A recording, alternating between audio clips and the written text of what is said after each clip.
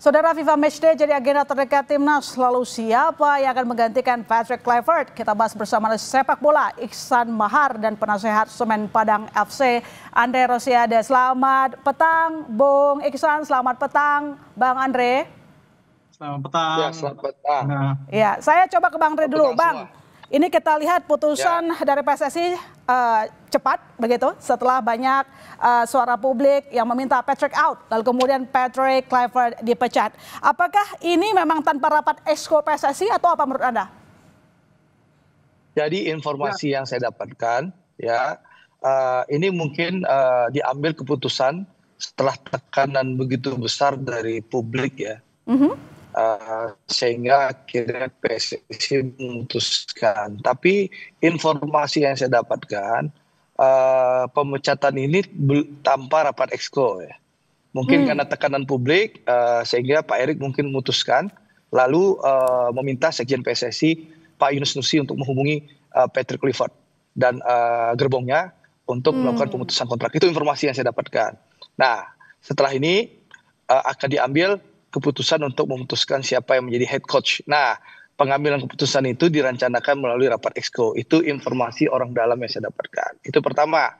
Yang kedua, siapa yang akan menjadi pelatih selanjutnya? Itu tentu kewenangan federasi yang melalui rapat exco nanti memutuskan siapa yang akan menjadi pelatih. Tapi yang penting hari ini kita apresiasi dulu bahwa Pak Erik sebagai ketua umum mendengarkan aspirasi dan jeritan para supporter yang menginginkan Patrick Kluivert out. Meskipun ada tarik-menarik, ada keinginan untuk mempertahankan, tapi ternyata alhamdulillah Pak Erik sebagai ketua umum mendengarkan aspirasi mayoritas rakyat Indonesia yang menginginkan Patrick Kluivert hengkang dari timnas Indonesia. Itu yang pertama. Yang kedua, sekali lagi kita menunggu kapan rapat exco-nya. Sampai sekarang belum ada jadwal untuk menentukan siapa head coach. Nah, siapa? Kalau saya ya pribadi, karena FIFA Matchday itu tinggal berapa minggu lagi ya, di pertengahan November.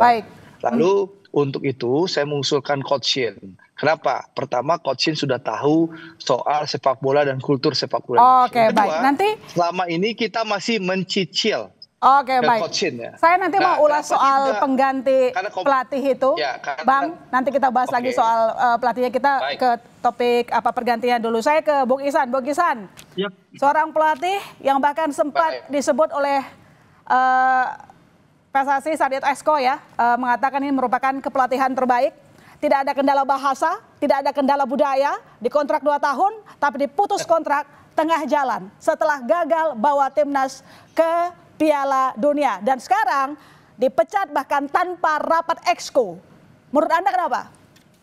Ya, ini menunjukkan bahwa ada kesalahan keputusan yang dilakukan oleh federasi ketika memutuskan untuk mengganti Coach Shin dengan Patrick Kluivert. Karena jika kita melihat pergantian itu pun kemarin juga berlaku dengan sangat tidak smooth. Bahkan ada pertemuan exco ketika Januari lalu untuk mengganti Coach Shin, tapi juga kan akhirnya tidak diumumkan secara langsung, tapi di-spill perlahan-lahan hingga akhirnya itu menjadi bola panas, hingga akhirnya keesokan harinya PSSI melakukan konferensi pers untuk mengumumkan bahwa Coach Shin telah tidak lagi bekerjasama dengan PSSI. Bahkan Coach Shin pun baru diumumkan Senin paginya, hanya berjarak sekitar 2 jam sebelum PSSI melakukan konferensi pers.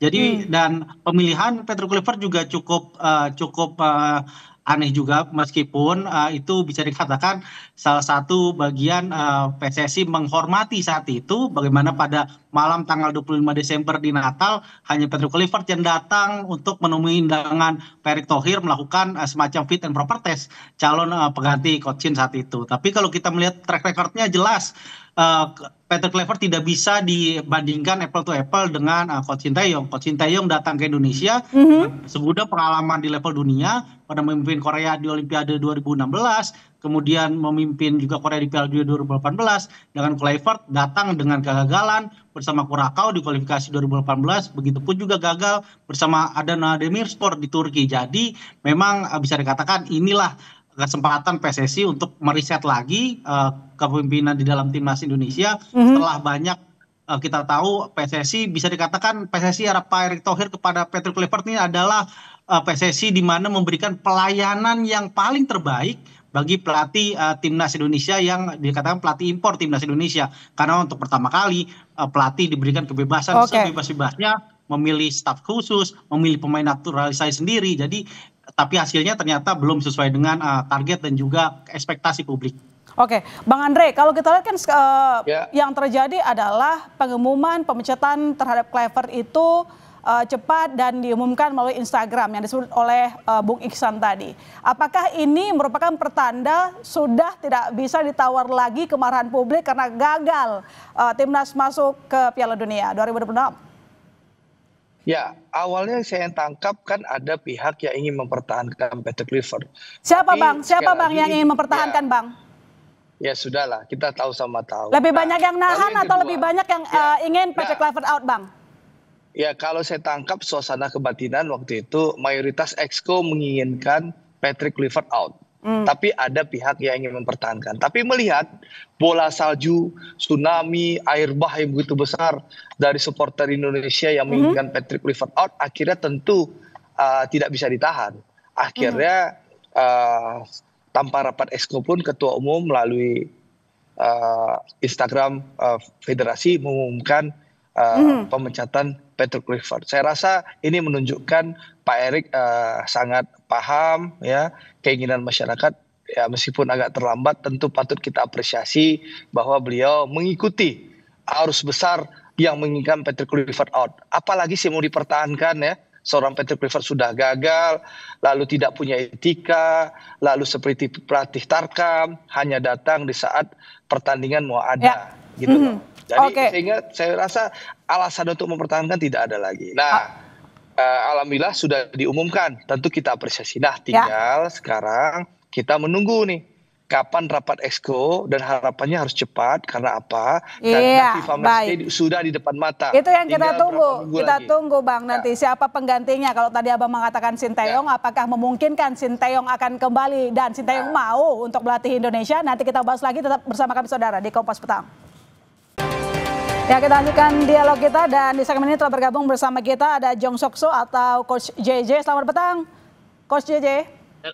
Halo, selamat sore ya, selamat sore. Selamat sore. Tadi di segmen sebelumnya, tadi Bang Andre mengatakan bahwa pelatih yang harusnya bisa kembali melatih timnas adalah Sinteyong. Nah, pertanyaannya adalah Coach Sinteyong udah tahu belum kalau misalnya ada pemecatan terhadap Kluivert? Sudah tahu, saya tadi udah cek juga, dan saya sudah kirim link, ternyata dia sudah tahu duluan gitu. Sudah tahu duluan, apa responnya? Ya, nggak ada respon apa-apa sih, cuman ya udah lihat dan tahu aja gitu. Dan ya saya bilang, saya kan bercanda, Coach kayaknya harus balik deh, soalnya banyak masyarakat Indonesia menginginkan gitu. Terus ya Coach bilang, saya juga bercanda kan, maksudnya setengah bercanda. Coach saya coba buatkan posisi buat coachnya gitu. Saya kan bercanda.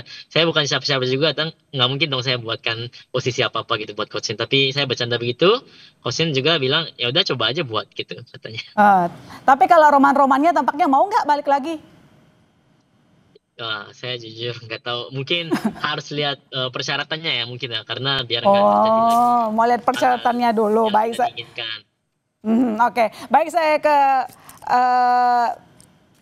Bung Iksan, Anda pengennya siapa yang menggantikan Kluivert? Selain Sinteyong kan kita lihat ada beberapa daftar nama ya, katakanlah Park Hang-seo, kemudian Jesus Casas, Akira Nishino, atau bahkan mungkin ada pelatih lokal, ada Rama Darmawan, ada Hodak, ada Jan Olde. Kira-kira siapa yang bisa dengan cepat menggantikan Kluivert? Karena di bulan November nanti kita matchday FIFA. Ya, kalau dari sekian tadi nama yang disebut Ilona sendiri, yang pasti Coach Rahmat Darmawan udah nggak mungkin, barusan menerima kontrak untuk Persipura di Championship musim ini. Jadi beberapa nama, tapi ya kalau saya melihat realistisnya di bulan November nanti kita menggunakan pelatih interim dulu atau caretaker dulu yang bisa diambil dari pelatih lokal misalnya, atau beberapa staf pelatih yang kemarin sudah mencoba, misalnya Coach Kurniawan atau Coach Zulkifli yang sekarang bersama Coach Indra Safri 2-3, untuk setidaknya mencoba beberapa pemain sekaligus juga persiapan akhir bagi tim SEA Games nanti, sekaligus menggunakan nanti bulan November nanti. Jadi sekalian bisa juga digunakan seperti itu.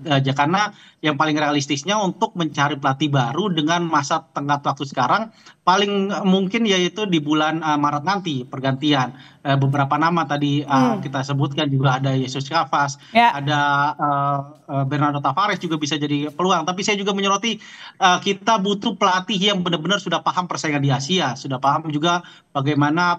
Kalau yang udah paham Asia itu biasanya ada Pak Hangso, dia di melatih Vietnam, dia semifinal Asian Games tembus, runner up Piala Asia U23 juga tembus. Jadi Anda lebih milih itu? Saya lebih condong kita berubah sedikit haluan dari timur, agak sedikit timur ke atasnya lagi ke Jepang. Oke. Ada misalkan yang sekarang juga pelatih tim U23 Jepang, juga pernah juara tim U23 Asia. Jadi ada peluang itu. Begitupun juga saya juga bisa menyoroti salah satunya mantan pelatih timnas Qatar yang bawa Qatar juara Piala Asia pertama, Felix Sanchez. Dia juga pernah juga menjadi direktur film Asia dan juga di Aspire Academy Doha. Jadi dia punya juga nggak cuma bisa melatih pemain-pemain diaspora, tapi juga bisa membangun kultur sepak bola lokal dengan pembinaan yang baik. Selain Park Hang, mungkin bagaimana dengan Coach Shin Tae-yong, Bung Iksan? Kalau Shin Tae-yong kan beberapa kali sudah mengukir sejarah, salah satunya lolos 16 besar Piala Asia ya.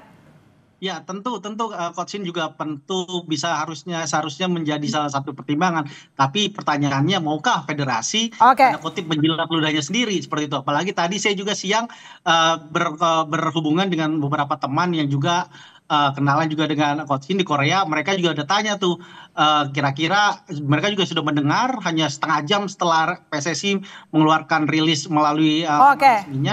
Mereka juga bertanya kira-kira potensi gimana, dan mereka ingin tanya dulu kondisi di Indonesia seperti apa nih.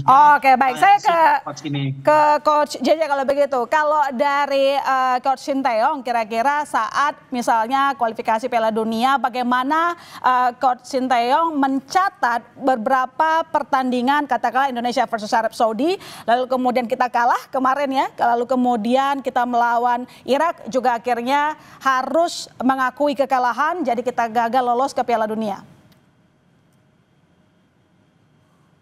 Coach JJ? Ya, siap. Ya, bagaimana pandangan dari Coach Shin Tae-yong atas 2 pertandingan akhir sebelum kita akhirnya gagal menuju Piala Dunia kemarin?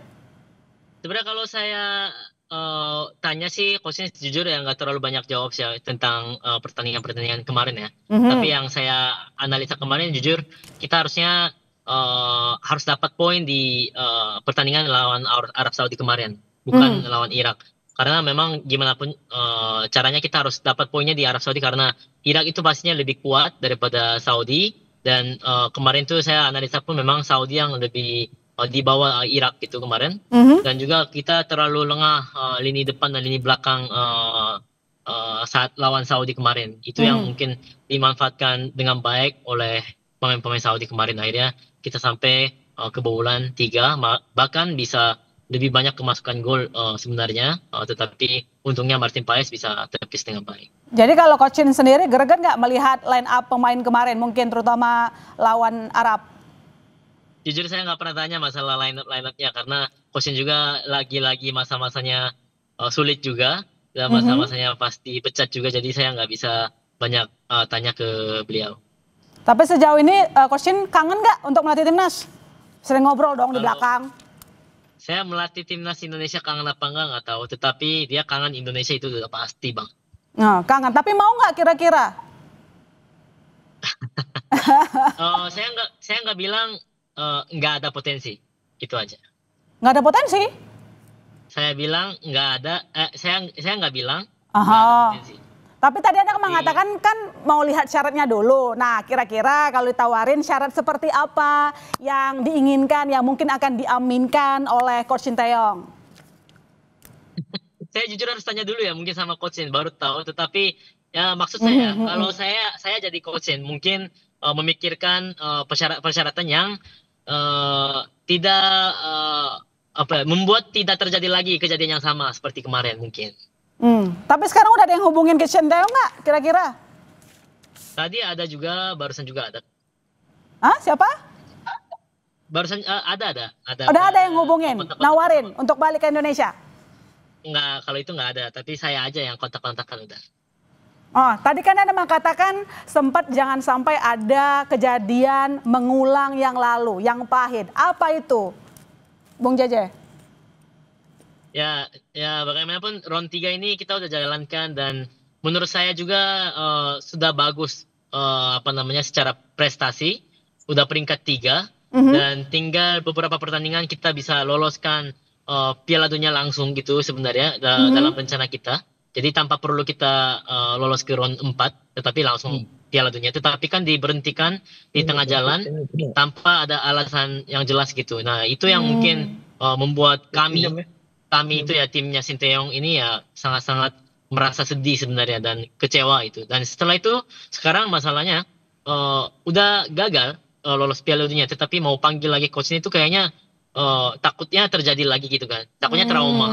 Jadi mungkin itu yang harus dibuat sebagai pengalaman aja gitu, maksudnya biar nggak terjadi lagi. Iya, oke. Nggak diulangi lagi gitu kejadian yang sama. Iya, Bang Andre, itu jawaban dari Coach JJ. Ada pengalaman yang tidak mengenakan, trauma, diputus di tengah jalan kontraknya. Jadi kalau disuruh balik ke Indonesia, kok tampaknya belum ada kepastian. Jadi kira-kira sebesar apa peluang Sinteyong akan mau kembali melatih timnas, Bang Andre?